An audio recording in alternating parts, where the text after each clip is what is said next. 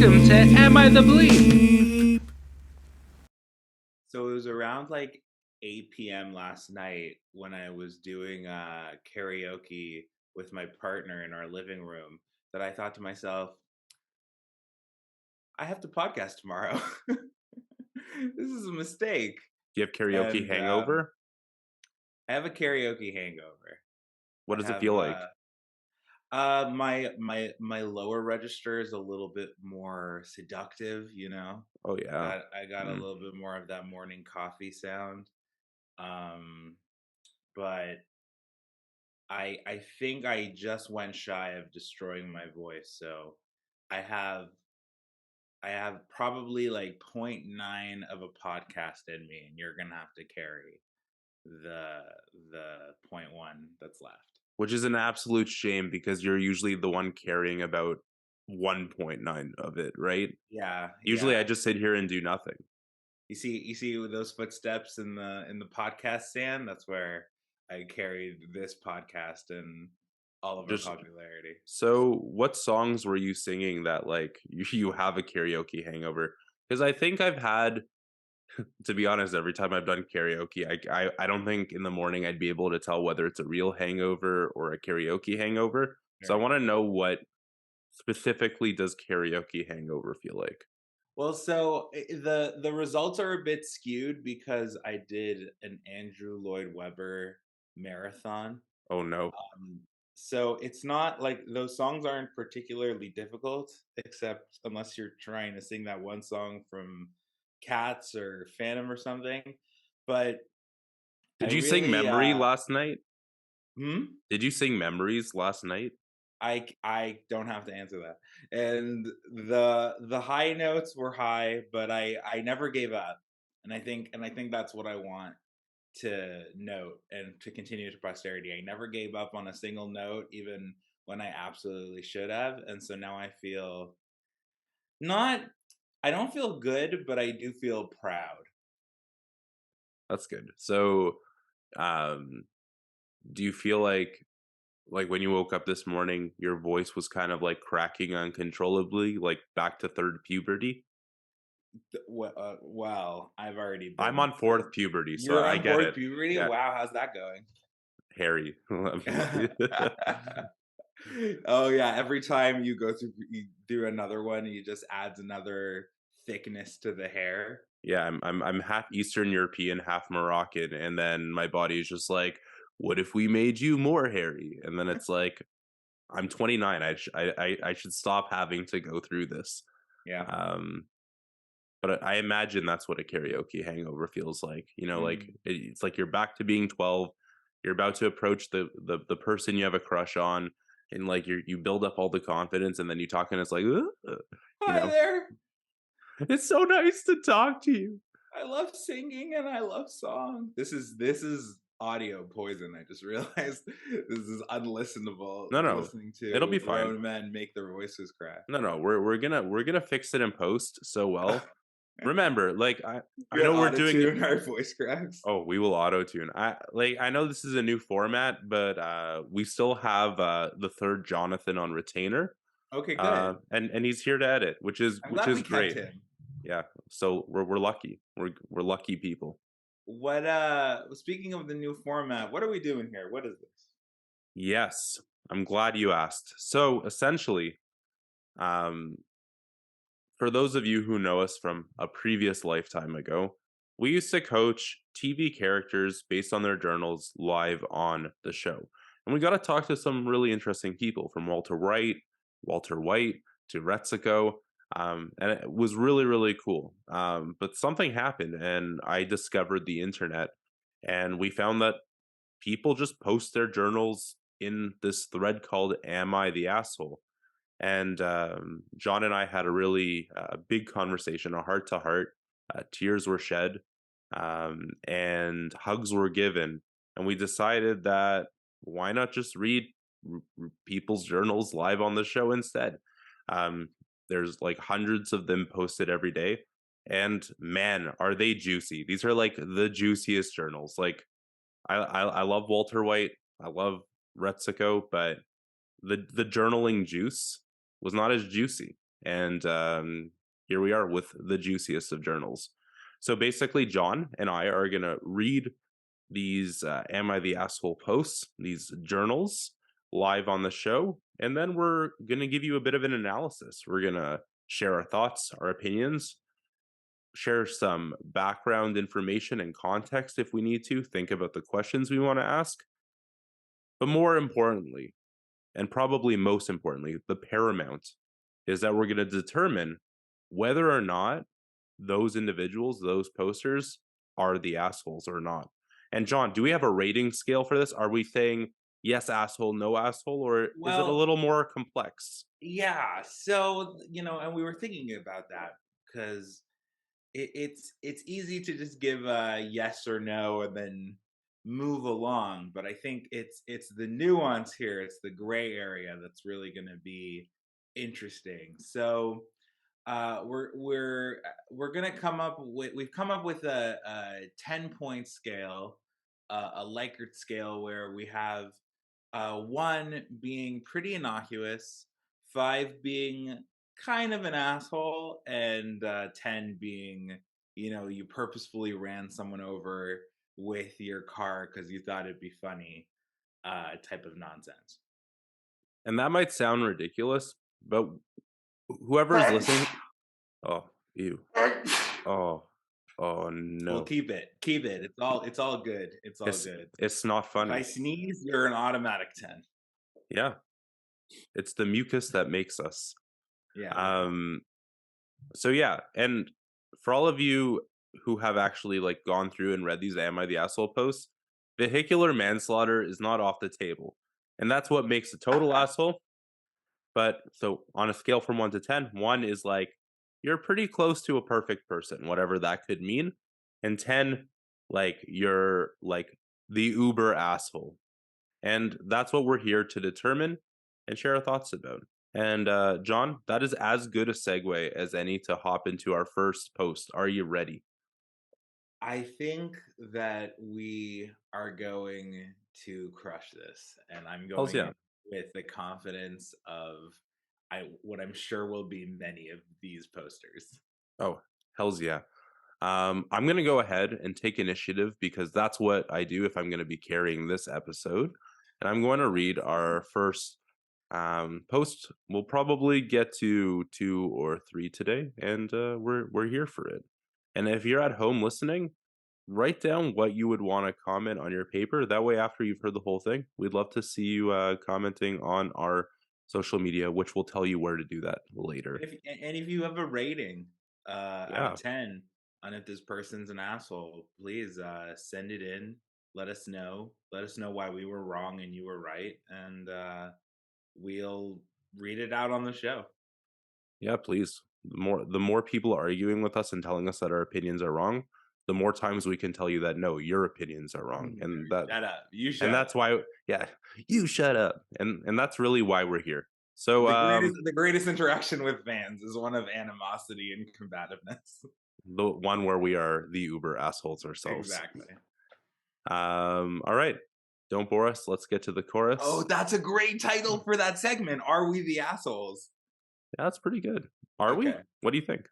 Let's say. All right. Let's do it. Let's do it. All right. Am I the asshole for not allowing my stepdaughter and her boyfriend to share a room? This is kind of a lot, so I apologize. I, a 42-year-old female, am married to my husband who's 47. My husband and I have been together for 16 years. We have a 14-year-old son, Jasper, and an 11-year-old son, Jason. My husband was married previously for 3 years and had a daughter whose name is Allie, and she's 22. My husband and I got Allie during the summer every year, so Allie and I should have formed a relationship, but sadly, we did not. She was not interested in a relationship with me. Allie planned to come visit us for a week, her 2-year-old daughter and her boyfriend Mick of 3 years accompanying her. My husband and I decided Allie and our grandchild could have the guest bedroom, but Mick would sleep on the couch in the living room since they are not married. When Allie arrived Monday and found out sleeping arrangements, she was very upset and demanded Mick to sleep in the guest room with her and their baby. My husband and I told her no, that he's more than welcome in the room during the day, but would need to sleep on the couch. She started yelling and called me an asshole and said I wasn't even her real mom and that I was turning her dad against her. I told her I was sorry she felt that way, but the answer is no. She got really mad and they left to stay at her mother's. My husband has suggested just letting them sleep in the same room so they will come back, but I feel like our request isn't unreasonable. Am I the asshole? Jonathan Rom, what are your feelings? What are your emotions? Pour it out onto the table. Pour those juices. Ooh, a tough one to start. Why Am is I it the tough? asshole? Well, they are asking they are asking someone to do something in their home. They're asking them to respect the rules of their home, and I don't think that part is super unreasonable.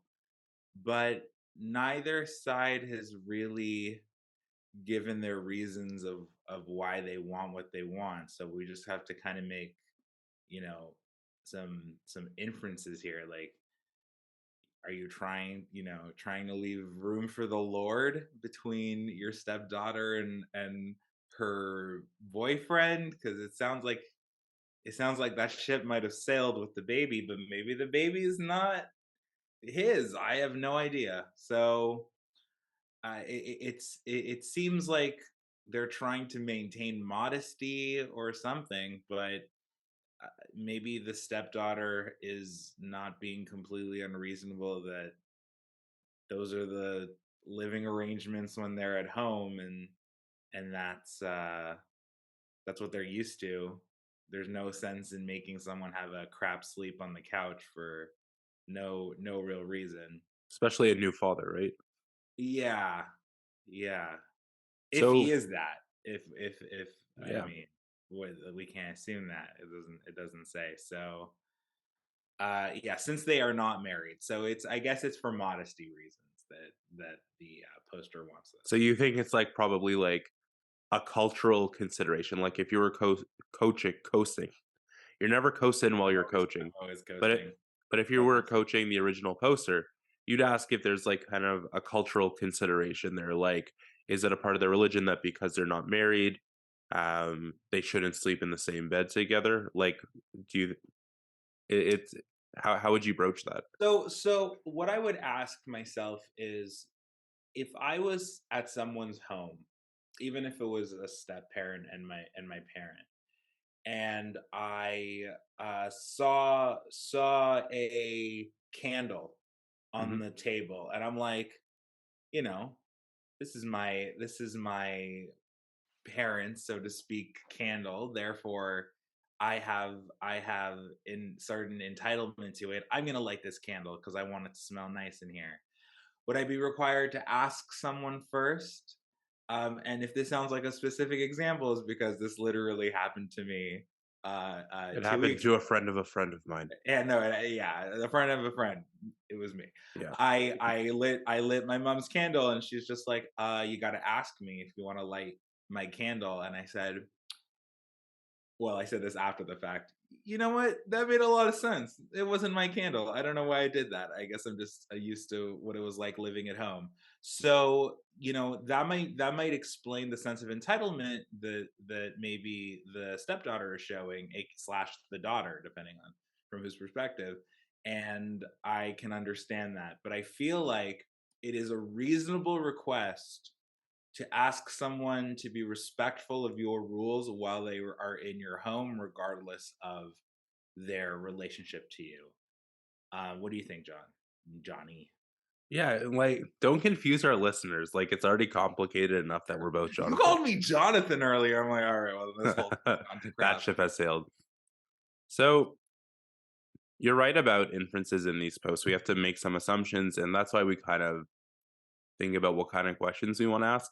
Yeah. One thing she did say that there were two main things I noticed. One, my husband and I got Allie during the summer every year, so Allie and I should have formed a relationship, but sadly did not.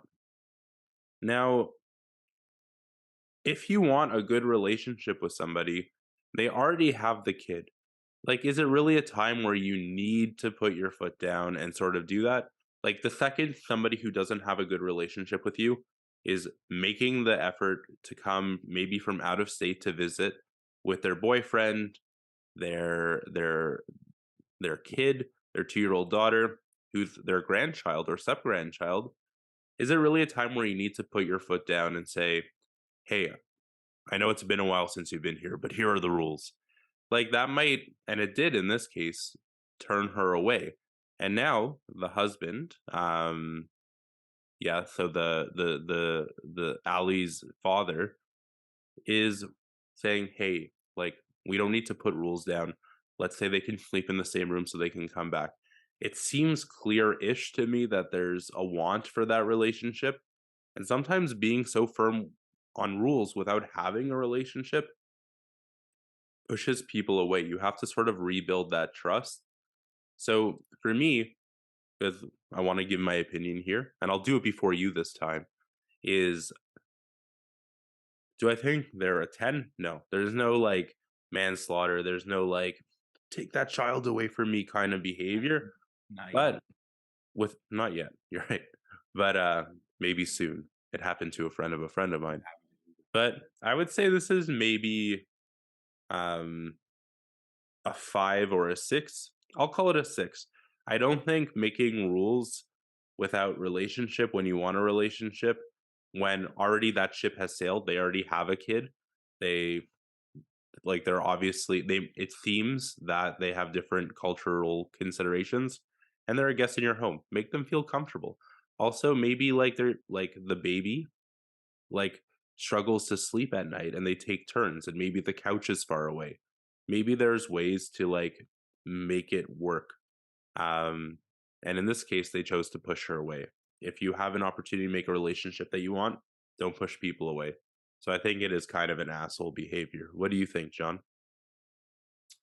I'm gonna go on the other side and call it Do a it. 4 because I think there is asshole behavior happening here. I think that you've gone from wanting to be in a you've gone from wanting to have a relationship with your stepdaughter to just choosing to have a distant relationship where your wishes are respected and hers aren't. So I think that's an asshole thing to do. I don't think it's such an asshole thing to want a certain your house to be a certain way and things to happen in your Mhm. house in a certain way. I think everyone needs to have a space where things happen within reason, the way that they want them to, and your home seems like a good place for that to be. But being unflexible is asshole-ish behavior. So I would say I would say a 4 out of 10. I think it's funny because there's always room for improvement, but I feel like this one's just a real easy one. Just have a conversation about what it is you expect from one another, when being in that home. And if the expectations themselves are unreasonable, then you can't stay in that home. Like, what else is there? Yeah, and it's funny. I when I was reading through this, I immediately thought of like my parents are divorced, and I grew up with multiple different step parent figures all the time. And a few of them, the first time I met them, immediately like, "Here are the rules, kid." And it's like, "What do you mean here are the rules?" Like, I don't even know who you are. Like, I don't trust you. I don't know who you are. I don't even know if you're a good person. And already you're saying like, "Here's what you have to do." Like, it's hard to be firm and give like those kind of guidelines when you haven't done any of the upfront work yourself. I'm not saying that the original poster didn't do that, but it seems like they don't have a relationship and that if they want to have a good one, they have to rebuild that trust. Hmm. But 4 and 6 isn't bad. We're a little opposite, but not too not too bad. Not too far apart. And hey, Jonathan's of a feather. if you feel differently from us, dear listener slash viewer, write in and tell us we're wrong. Challenge accepted. We'll tell you all of the different social media profiles you can talk to us on after, but we're on TikTok at Jonathan Friedman 1993. We're on Instagram at Journal That Talks Back. And we're always posting this everywhere as well as on all podcasting channels. And you can also reach us at Jonathan's at thejournalthattalksback.com. But we'll get a bit more into that later. John, do you want to head and read the next post? Absolutely. Absolutely. Okay. Am I the asshole for criticizing how my girlfriend takes job interviews? She basically interviews them, and I feel like she isn't taking it seriously. My girlfriend is at a job she can't do remotely, and we're planning to move to another state together, so she's job hunting right now. Her first interview, she had a call with a top company whose recruiter had messaged her on LinkedIn. I was expecting her to treat it normally, but she spent an hour grilling the company on its engineering practices, then withdrew her application. And the next few calls with companies she had, she basically grilled them all and decided against moving forward with 4 of the 6. I told her around then that I feel like she's making a mistake being so picky, and she's going to ruin her reputation in the industry if she's going around taking interviews and cutting the process off early. She said she wasn't making any enemies. Hell, the company she dropped had been emailing and calling constantly, wanting to bring her in for another interview or asking her to reconsider. If anything, she was a hotter commodity. I felt like she was probably still hurting her reputation long term, even if her little power play was working for a bit. She said it wasn't a power play, it was professional. She just didn't want to waste anyone's time. But the next interview, I overheard uh, her starting a big argument. One of her final 2 companies had her taking a Zoom interview, and she was laughing it up with an interviewer, and he was telling her the story about how he and his coworkers fell off a barge into the river working on a project. And she was just like, wait, they had y'all doing that, not tied off to anything? Look, as funny as that is, that's honestly kind of fucked up. They put y'all in danger like that. I'm honestly gonna have to withdraw my application. She got off the phone and said, damn, people really tell on themselves if you just listen and smile. Did you hear that shit? And I said that I thought she ended it a little prematurely, like didn't even ask if they changed anything there, just ended the call. I said it felt like she was trying to delay getting a new job. Was she getting cold feet or something? She said no, this is literally how people at her level interview. She was serious about the interview process and she wasn't interested in walking into a shit show. I said that was BS. She was sabotaging herself on purpose, basically haranguing the companies who want to hire her on the phone. And she was like, why do they keep coming back for more then? Like I'm critical, but I'm not wrong and they know it. We had this big fight where she insisted that anyone who was at her level of a career interviewed by interviewing companies to see whether they were worth their time, just as much as the other way around. And I said that was BS. She got mad. I was telling her about her own career and said she knew it better. Am I the asshole for arguing with my girlfriend about her interviews? I feel like she's dragging her feet. She says she's interviewing normally for her field. Okay, a lot to unpack here. Yeah. And again, there are questions that we would want to ask the original poster to sort of like get all the details. So this is again, we've never read these before. This is our first time reading it. These are our initial thoughts and opinions. So And take I it also with a want to grain of pepper. I want to add. I want with a great. I want to add that there's some principles that we follow when we're coaching, which is we assume positive intent. We assume that the person writing is not trying to do bad things, and they're trying to take a moment to write this post because they're trying to reflect, and they're not just saying, "Look how right I am." They're actually asking the question, and also that the facts as presented to us, we take them at face value, because whether or not this is how it actually went down, it doesn't really matter. It matters that the person writing it feels like that's how it went down. And if these are all the facts, are they still in the right, so to speak, or are they just being an asshole, even if this is exactly how it went down? Absolutely. So with that, there's some language here that I actually just caught on to. One, haranguing is a new word. I had no idea it was spelled like that. I know my dad has used that word many times, and I'm like, that's not a word, but apparently it's a word. So that's fun. I'm gonna I have that. don't know that's how it's spelled, to be honest with you. I took a leap because I figure that's what he was trying to write or they were trying to No, write. no, you did great. Um, so there's a few things that stuck out to me, and again, this is my assumption, and let's go with it. Um, there's the word cold feet that happened. There's the Yeah. word dragging her feet that happened, and Yeah. we know that they're moving, doing a big move to another state together. Yeah. I'm wondering if the boyfriend's belief is that she doesn't want to move with him to another state and is kind of like they must both be working to be able to afford that place, and she is taking her sweet time with it. But with that said, on her side, we know right now from an organization's perspective, there is a fucking war for talent. There is like it's a buyer's market. Like literally like how at the beginning of COVID, if you wanted to buy a place, like there was a war, like a bidding war for a house. It's very much like that for people right now, especially people in specialized fields. Now, I'm not exactly sure, but we're talking about engineering here and falling off barges into rivers.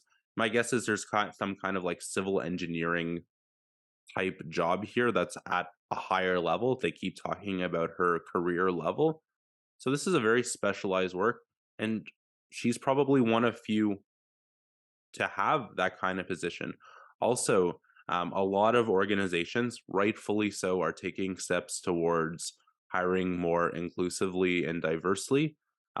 So, a lot of engineering companies, unfortunately, don't have a lot of women applying for those roles.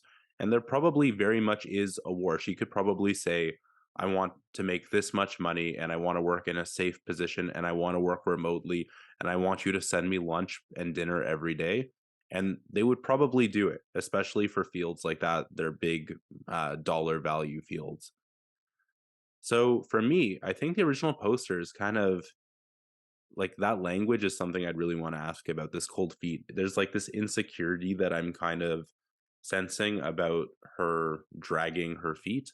Um, and also the fact that he's not trusting her. Like if she is that far in her field and has spent that much time like doing that work, why not trust her? If she says like, yeah, this is just how it's done, like say, all right, like how can I support you? Right? Like that would be one. That would be like perfect human behavior. But I think for me, I'm really sensing this clash, like this insecurity about the move, like she's dragging her feet. And that's kind of what I would want to ask around. So for me, is original poster the asshole? I think they're doing like if what I'm saying is true, I think they're doing a very bad job at communicating their feelings, and I think they're taking it out and kind of making like pushing those insecurities onto the girlfriend about moving and about the job hunt. I'd put it probably around a five. I would call it. It's not like terrible. Again, this is not vehicular manslaughter. This is a case of a couple who's like going through a big transition and just not they're not doing it well. Like he's not talking about what he's feeling. What do you think, John? They are, and we don't Yeah. actually know. Yeah, Although absolutely. Sorry, this, that's my bad. this definitely rings of what the kids would call mansplaining, wherein Yes. this isn't the industry that this person works in, yet they're telling their girlfriend exactly how they should be interviewing, and Yeah. I feel like we can all understand the feeling when someone tells you something confidently, even though they don't know what they're talking about, is not a great feeling and leads to fights and arguments. But I couldn't agree more with you, Jonathan. I think there's a real there's a real lack of communication of the underlying feelings here. You could reframe this whole thing and saying, I'm really excited to move with you to another state. And when I see an interview not work out, it makes me feel anxious because I we're delaying something that I'm really looking forward to, and we're not taking a step forward from my perspective. And there's not much I can do about it because I'm not the one interviewing. So this is how I feel like I can just kind of influence things by saying maybe go a little easier on them maybe they'll impress you in the long term, even though you saw a red flag. I think presenting it in the light of, I want to do a good thing. I want to do this thing with you because I care about you and I like our life together, is a better way than being like, this is how you should do it, because it's not Yeah, necessarily a different sentiment. It could still be a wrong sentiment, but the motivation is sounds very different when you explain why do you give a shit? Like, let me interview how I'm going to interview. absolutely. Yeah, And also, like, the language of like, I said that was bullshit. It's like she's interviewing and this individual is just saying, "No, you're wrong." Like, how do they know that she's wrong? yeah, yeah, Maybe she's literally positioning herself for a much better thing, and the partner is just like totally missing the boat here. And yeah, I totally agree with you. When you reframe it, hey, I'm really excited to move, but both of us not working during this move is making me feel hella anxious. That's a very different conversation. So, what would you rate it? Like, do you think there's an asshole behavior? Do you think not communicating properly is an asshole behavior? there you go. So I feel like being wrong is not an asshole behavior. Being wrong sucks, and being wrong and trying to explain someone that something that you don't really have expertise on doesn't make you an asshole, depending on your motivation. Because if you're trying to like ask them to give someone something a chance, even if you're not sure that's necessarily how it's done, that's not an asshole. But it's the way that it's being communicated. Like, this is what you should do. This is the right way to do it. And not explaining why it is that you're getting all anxious about it, why you care so much. I feel like that's asshole behavior. It's just unintentional asshole behavior, which is why I'm only going to give it a 6. But the I feel like the feelings that it evokes in me, listening to someone explain to someone else how to do something when they don't have expertise in that thing at all. um I think we can all kind of see that asshole energy is resonating and radiating out of what the original poster is doing. Yeah, absolutely. This one made me like when you're reading it, it made me frustrated. Yeah, I was like, "Come on, why aren't you just saying how you feel?" And again, we said, we're inferencing, like take it with a grain of pepper. But I mean, for us is like this is clear. This is like they're anxious, they're frustrated, and they're just not. Rather than saying I'm struggling, it's like no, what you're doing is bullshit. Like yeah. that's not okay, Which is, right? but it's incredibly coachable, right? Like, Very it's, coachable. hey, maybe this isn't accomplishing the thing that you wanted to, the Yeah, way like you're approaching it. like you're talking about, like literally the conversation would go like this. Hey, like you're very excited to move to another state with your partner, yet and like how long have you been dating for? How's the relationship going? Oh, everything's really really good, but there's this problem. Do you think that your relationship is being improved by you not telling what your feelings are to that person? Do you think telling them that at their level that their interviewing skills are bullshit is helping your relationship grow? Like, these are the questions. Bum bum bum. And the answers will shock you. My partner is in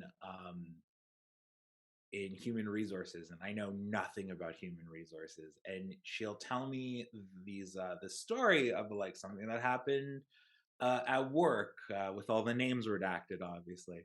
And she's a good enough storyteller that I get into it and I get invested, and then I'll come up with like solutions. But I think that what's easy to forget is that you don't know necessarily enough about this topic to have an opinion.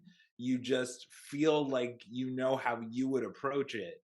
And so it's very important to couch with, I'm not an expert. I don't really actually know what one is supposed to do in this situation. My first thought is to blah blah blah, and then if you couch it, then you're explaining that it's just how you reacted to this thing. It's not necessarily the right thing to do.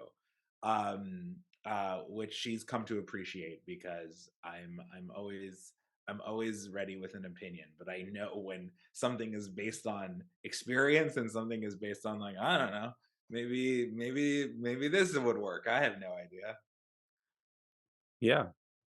And like what we're seeing here, even somebody who's a 5 or a 6 on the asshole scale, the asshole Richter scale, we'll figure something out. Like still coachable, but they got some work to do. Dichter scale would be pretty good. That's pretty good. Little inappropriate, A little inappropriate. but that's fine. That's what we're here for. We That's are what we're doing here Am I the Asshole? We're And just if doing it. you ever go to the thread, the imagery is glorious. But let's do one more. I think we got time for one more. What do you think? Yeah. Yeah. You feeling it? Let's hit it. Okay. Let's do this one. Are you ready? Are you ready to clown around? Let's go. Am I the asshole for refusing to attend my wife's boyfriend's wedding? My wife Jennifer has a best friend, Scott. They've been best friends for over 30 years. He's always been a gossip, talking shit about their various acquaintances whenever they hung out. I told her, if he's talking that way about your homies, makes you wonder what he says about you, huh? Anyway, before our wedding, 15 years ago, I was under a lot of stress and started smoking again. My wife, then fiance, was really upset and asked me to stop. I said I would try. I was doing my best, using patches, gum, but I would still slip up on occasion. A few weeks before our wedding, I was driving down the road and my phone rang. It was my wife, and she was livid. Her friend, Scott, was driving behind me and noticed that I was smoking. He called my wife immediately to rat me out. Jennifer wouldn't talk to me for 2 days. Fast forward to the wedding day, everything went fantastic. We had a great time. A lot of the attendees were staying at the same hotel. After my wife and I returned to the hotel, I ducked outside to sneak a cigarette. As I was standing there, who would sneak up but Scott? I see you, he sing-songed at me, presenting me with a shit-eating grin. I pretended not to hear him, put out my cigarette, and went back to my room. By the time I got there, 2 minutes later, my wife was furious. Scott had called her immediately to let her know that he had seen me smoking, and she was waiting for me at the door when I returned. She yelled at me for an hour and wouldn't speak to me afterward, telling me I had ruined our wedding night. Flash forward 15 years. Scott is marrying his partner, and my wife wants me to go to his wedding with her. I absolutely refuse. It's burned me for years that his need for drama ruined our wedding night. He could have easily held on to his dirt until the next day, but he couldn't wait to spread the news, upsetting his BFF. I would have no desire to attend this guy's wedding. All I can think about is his need to rat me out to my wife on our first night as husband and wife. Still pisses me off. My wife is upset at me and says since that I was the one lying about my smoking, that I had no right to be upset with Scott, that I need to get over it. My argument back is I was addicted to cigarettes and I was doing my best to stop. Her friend took great glee in creating drama on her wedding night and relished the fact that he was creating trouble for me. I am holding firm. Am I the asshole for refusing to attend the wedding of this person? Hot diggity dog. Nope. Why not? No, Why immediately no? no. Yeah, process that for a sec. It's okay. I believe that you don't have to be friends with anyone that you don't want to be. I feel like we are conditioned in a way for when we go to school to become friends with people who are in our vicinity who we tolerate, and that makes us think like, oh, I've got to be friends with people because, who wants that kind of drama. But I feel like as an adult, one of the great things about adulthood is that you can be like, I don't really like this person, and I'm not going to be friends with them. And no one on God's green earth, can force you to be friends with someone that you don't want to be, even your partner, even your wife. And that alone already means that this person doesn't have to go to this wedding, in my books, which makes them not an asshole. And this just sounds like that, but with more steps. Like this is why I don't like this person. Cool. You could also have no real reason for not liking this person and not want to go to their wedding. It'll bum your wife out, and that is maybe not great. And that is why good communication would be the remedy here. But I think that this person is in the right, feels generous, but not in the wrong, feels right, feels correct to me. What do you think? Yeah, so one of the things that caught my eye here is this, oh, I'm trying to quit smoking, so therefore that should mean 0 cigarettes. And not that it shouldn't mean that. I mean, like, that's obviously the goal of quitting something that you're addicted to, but it's very rarely that simple. Very few people just go cold turkey and it just works out. There's often the back and forth and the relapse and all of that. And this seems like a person who is very actively trying to quit. But once in a while, it just happens. And that's like part of it. Like they're trying the patches, they're trying the different systems to make it work. And for this individual, for Scott to sort of just like sneak up everywhere and be like, aha, I know what you did, especially on a wedding day. Like that's the number one day to not have it. Like I can totally see why original poster doesn't want to go, but 100%, it does bum out the wife. So the question is, after 15 years, is it worth bumming out your wife to not go to her best friend's wedding? And it probably bums hit them out that wife is still best friends with that individual. That might be a conversation to have too. But is it worth bumming it out to not go? If the answer is yes, because you're still that angry at them, firstly, go talk to somebody because that's a long time to hold a grudge. But secondly, it's okay. Like you were trying to quit smoking and somebody was like, aha, I saw you relapse. Now I'm going to like tell your wife on your wedding night so you can feel some shame and some guilt. I think that's an asshole behavior, to be honest. Like to me, like Scott, I would rate at an 8 or a 9. Like that's like a terrible, mean thing to do to somebody. But this Wait, origin, wait, hold up, hold up. You're saying that what Scott did is just under vehicular manslaughter on maybe our an 8, maybe scale? an 8, maybe 2 steps under. I feel like it's a 7 specifically because of the night it was. Like Yeah. it's a 6 thing to do on the it's a 6 out of 10 on the drive home part of the story, but on a person's wedding night, it's a 7.5 at least. Okay. So, whoa. Yes. Yes, yes, yes.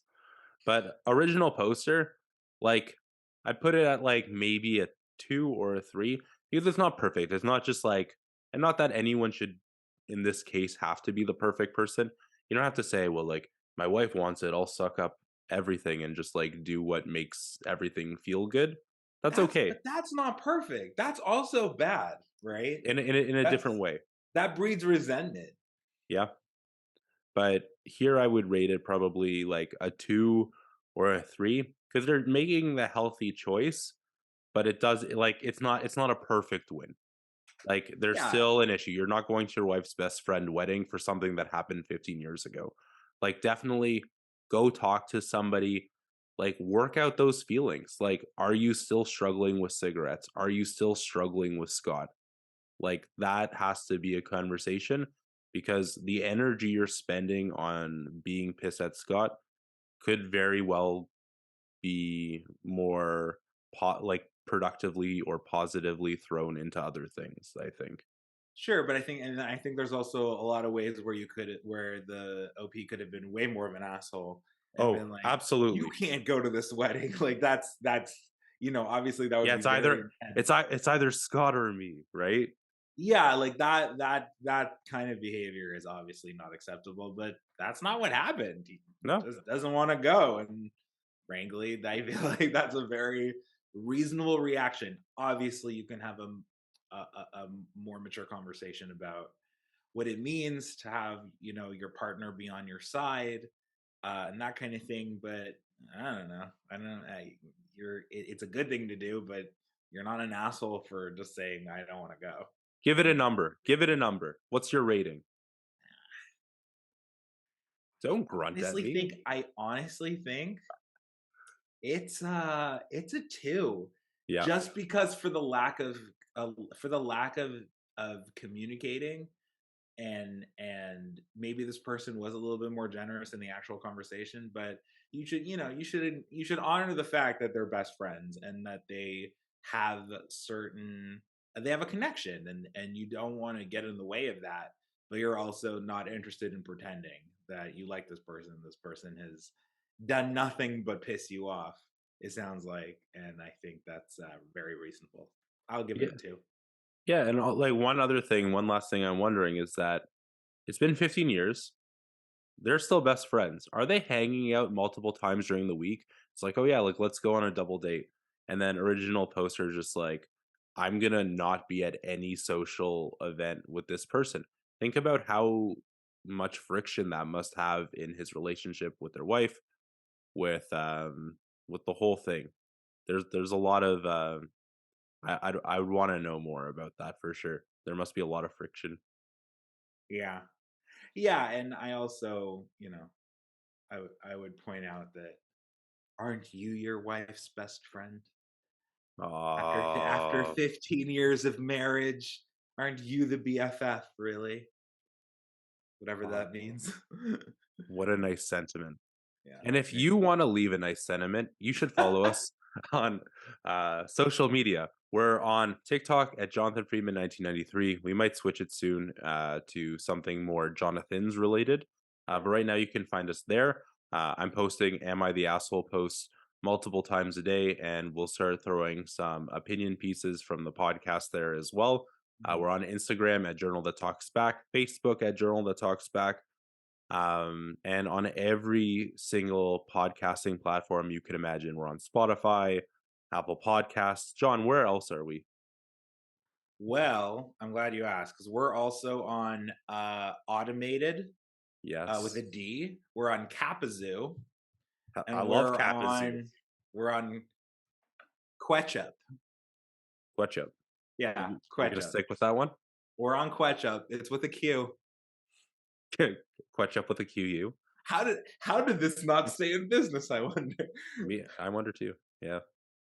Um, we also would love it if you could leave a review on any of the podcatchers or iTunes or whatever you have. Ideally, all the stars that you can give us, because it really does help the podcast and helps us get more eyeballs and ears on us. That sounds gross. I don't like how I said that, but you know what I mean. You know how you're. You did the best you could. Assume I positive did intent. exactly. And if you want us to assume your positive intent, you can check us out at thejournalthattalksback.com. There's an opportunity to book a free intake call where I will coach you for about an hour and then match you with your very own coach. It's affordable coaching. It's around $200 US a month for unlimited coaching. We're like the coaching version of text therapy. So if that sounds interesting to you, definitely hit us up there. And without further ado, John, I know you've been waiting to do this for years now, but now's your chance.